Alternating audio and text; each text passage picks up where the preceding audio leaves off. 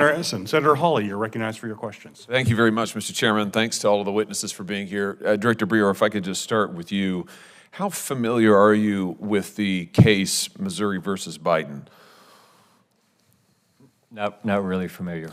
Well, I've got the outline, but I'm sorry. Go ahead. I'm aware of it, but I don't know in depth.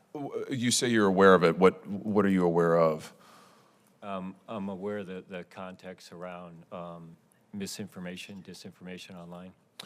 So, Missouri versus Biden is the United States District Court and then the United States Court of Appeals that ruled in both cases that the United States government violated the First Amendment by coercing and censoring speech and using the biggest corporations in the world to do it. And I'm asking you about it because a large portion of the case concerns CISA. So let me just read some of the relevant portions since you say you're not too familiar with it. This is from the court's opinion. CISA, working in close connection with the FBI, held regular industry meetings with the platforms, that's the social media platforms, concerning their moderation policies, pushing them to adopt CISA's proposed practices for addressing misinformation, disinformation, and malinformation. CISA also engaged in switchboarding operations, meaning that CISA officials acted as intermediaries for third parties by forwarding flagged content from them to the platforms.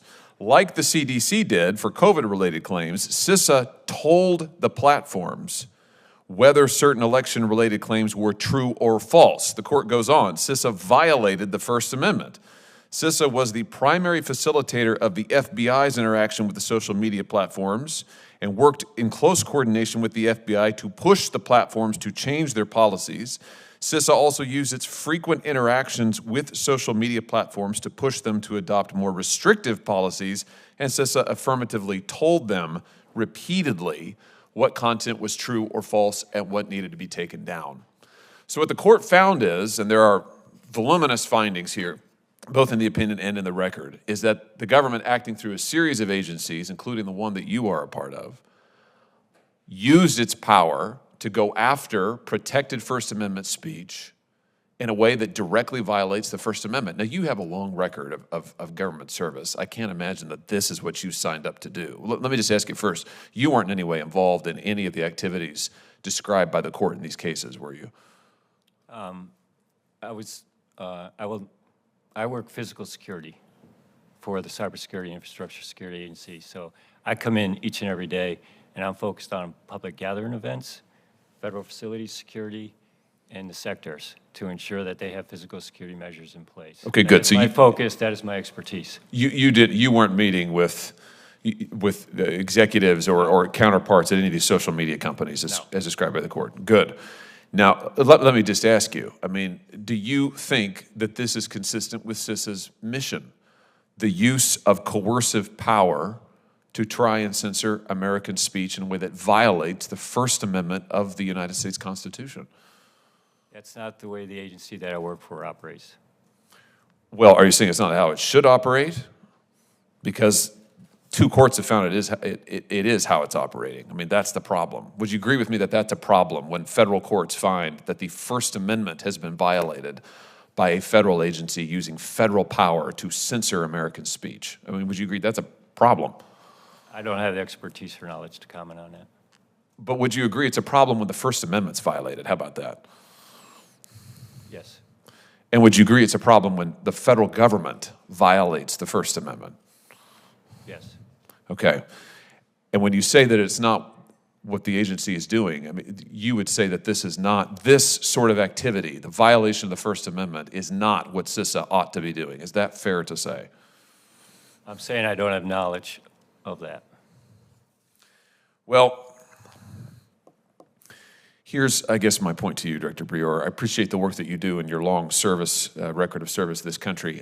I just think it's important that this body sends the message to every agency that was involved in this. It is a serious thing to violate the First Amendment of the United States Constitution. It is a very serious thing. There is nothing more foundational to our democracy than the freedom of speech. And what these courts found is the federal government systematically, not accidentally, not oops, we went too far, systematically, over a period of months and years, set out to violate the First Amendment speech of ordinary Americans, including those in my home state of Missouri. And this is all on the record. In fact, my state brought the suit. So that's a pretty big deal. And I'm pretty upset about it. You're not the first person I've asked about it, and I promise you, you won't be the last.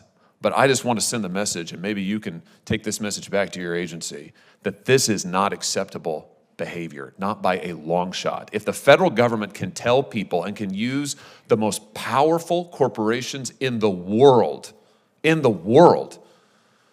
to shut down speech it doesn't like on a variety of topics, elections, COVID, school boards, the Hunter Biden laptop story, pick it. There is so much censorship that these courts have found. We've got a serious problem that goes right to the heart of our democracy, and that's a serious issue for me. Director Klein, let me ask you a question here in just my remaining few seconds. You noted in your written testimony that FPS protects federal facilities at the U.S.-Mexico border. Have I got that right? Yes, sir. So let me just ask you, given the unprecedented surge in illegal immigration that we're seeing, let me ask you two things here, time permitting. The first one is, we've had multiple DHS whistleblowers who are special investigators within DHS come forward to my office and I think others and allege that they were pulled off of their assignments investigating child abuse, child trafficking, fentanyl. They were pulled off of that and sent to the southern border in order to perform, in their words, menial tasks. I just want to know, have any FPS officers, to your knowledge, been reassigned to the southern border to help with migrant processing? Yes, sir. We do have a number of FPS officers that are supporting CBP at the southern border in 2 locations, and that's going on today. When you say assisting with processing? Not processing. Let me explain what they're doing. So the Border Patrol, the goal is for us to support the Border Patrol so they can go back to do the work of the border. So our officers are transporting people to hospital appointments, to medical visits, to emergency rooms that may need for treatment. So the Border Patrol doesn't have to do that. They can focus on the border, and we're supporting them and escorting people to these appointments. If I could just ask, where are these folks coming from who are transporting your agents? Where are they being taken from if they're now running people back and forth to the hospital on appointments and so forth? Various locations throughout the country. For example? Boston, Chicago. What would they otherwise be doing in those locations? Federal facility protection. So they're being pulled off of federal facility protection in order to go to the border and to take migrants to appointments? Well, our goal is to support the Border Patrol. They have supported us in a number of occasions. When they call and ask for help, can you provide, and it's a very small number of officers that we're providing to them, can you provide help or a need for help, and we're going to help them because they've helped us in the past. Well, I think that's important testimony, Director Klein. I'm grateful that you've given it, and sadly, it tracks exactly with what whistleblowers at DHS have told us that they're being asked to do. They're being taken off of their assignments, and they're being asked to do exactly what you just described, which is to run people back and forth, and one agent said that he was being asked to make sandwiches for illegal migrants. I have to say, I think it's kind of a problem when people aren't investigating child exploitation so that they can make sandwiches. And frankly, when your agents, who provide absolutely vital security services, are being used to run people back and forth to appointments. That's outrageous. That's absolutely outrageous. Obviously, it's not your fault, but I'm sorry that you're in that position.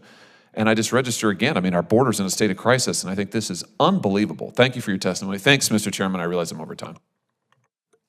Thank you, Senator Hawley. Mr. Breyer, in